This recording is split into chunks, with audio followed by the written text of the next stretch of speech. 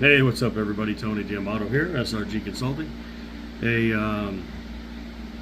this is not going to be business today. This is going to be interesting observation. It may be a little lengthy, so bear with me. I was talking to a buddy of mine yesterday, and he's 72 years old, and he's a boomer, and he's a typical boomer. Let's talk about it and do nothing.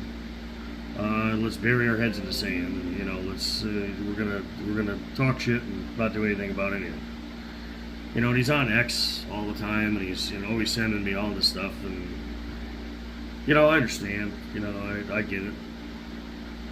They're a generation that was raised by the World War II generation that were tough and hard and saw hell and lived through hell, and they literally.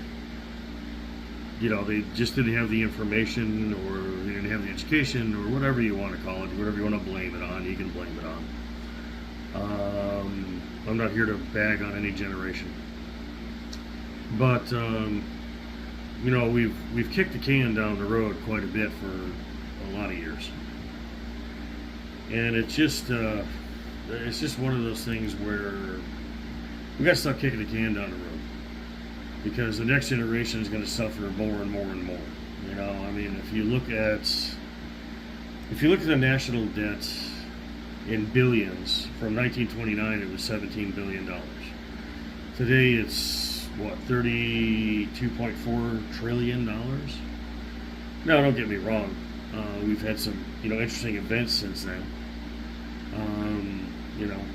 32, Herbert Hoover raised taxes. Basically New Deal to increase the GDP and debt. 33, FDR stole all the gold in 33. Tax hikes were renewed from the Great Depression in 36. We had a lot of stuff going on. World War II ended, so we had to pay for that. And of course, we had to pay to rebuild all of Europe. Of course, we had to step in and do that. And then defense spending tripled. In 1942, because of World War II. Then the Bretton Woods Agreement, 44, and World War II ended. And Truman's first term budgets was we were in a recession in basically 1946, when a lot of boomers were born. Then the Cold War happened, and we had recession in 48, 49, on and on and on. Okay, we had a recession in 57. We had a recession in 53. Okay, Fed raised rates to try to curb, inflation in 59, and the debts were $285 billion. So you have to understand, this is just an ongoing thing over and over and over, which leads me to my statement. This system is very broken, and they've been doing this forever. And it's the same shit over and over and over again. 1970, there was a recession. 1973, Nixon ended the gold standard, OPEC, the oil embargo. Okay, on and on and on. Vietnam War ended. Well, of course, we had to go fix shit over there. Then Reagan was the last tax cut prior to Trump. Okay, and it was Reagan's first term in 1981, not his second. So think about this for a minute. All right, all these politicians. And then we had, of course, 9/11 happened, and we had the Iraqi War. We had the first Iraqi War in 90. Okay, so don't let me forget that. We had a recession in 91. Okay. And then we had, Clinton's budgets, which were NAFTA and a giant clusterfuck that everybody thought was a good idea at the time, but it turned out to be really bad for the country because he took us off, decentralized the banks. Great idea.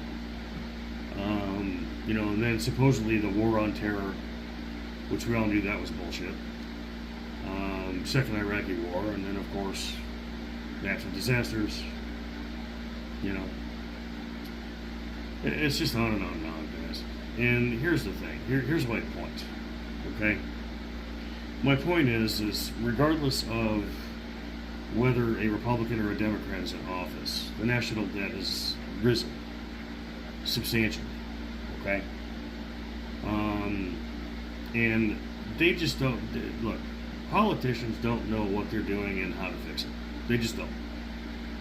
And they rely on economists and all these other people to try to tell them what to do. And the problem is that the people that are telling them what to do are big corporations, lobbyists, special interest groups, and they're bought and paid for. Okay, and they may think they're doing the right thing, but they're not doing the right thing by the people in the country. Okay, they're doing the right thing by special interest groups, big tech, Fortune 500 companies, lobbyists, okay, people that keep them in office and keep them fat and happy. And it doesn't matter if it's Republican or Democrat, it's the same left wing or right wing, it is the same fucking bird. Okay? It is up to us to make those changes. Alright, now there's a lot of ways to make those changes. We just have to get involved. And the biggest problem is that people want to bury their heads in the sand and they don't want to get involved in this because they want their, special little life together, and as long as it doesn't affect them directly, they don't want to get involved. Well, whether you realize it or not, it affects you directly. Okay? Look at the price of food. Look at the price of gas. Look at the price of everything. It's going to affect you more and more and more. If we continue on the same road, we are severely fucked. If we're not already severely fucked now. Okay? So we have to hit the brakes and reverse this and figure out how to stop it. Now, me being in financial services, I see all this crazy shit all the time, and I look at all the numbers and I understand basically the fiscal pitfalls of everything because I've been doing this for 30 years. And I've set everything up I possibly can for my family and friends of my family and friends to be secure, safe, and everything's okay. And I do this because I try to help everybody I can, because we need to collectively, as a unit, we the people, be protected and be safe, so we have something to fall back on, so we can help the next generation and the generation after that. Because I don't give a shit about me, I give a shit about my son. I give a shit about the kids that he's going to have. Because by the time he has kids, I'm going to be long gone, but I want to make sure I did my part. Unlike my parents. Okay, my parents were uneducated. They didn't know any better. But again, at the same time, I'm not going to give them the way out, because they could have been educated, they could have become educated. They didn't educate me, I educated myself. So what the fuck is your excuse? You don't have one. So,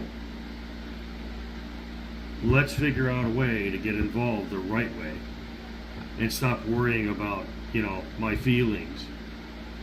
Okay? And let's worry about what's going to be best and beneficial for the country moving forward, and how to help everybody collectively. Because when the pressure's off, collectively, people come together. Okay? People actually are happier and healthier and better. Let's just do better. Okay? So thank you very much for your time. Thanks for watching. I know this was lengthy. God bless. Take care. Have a good one.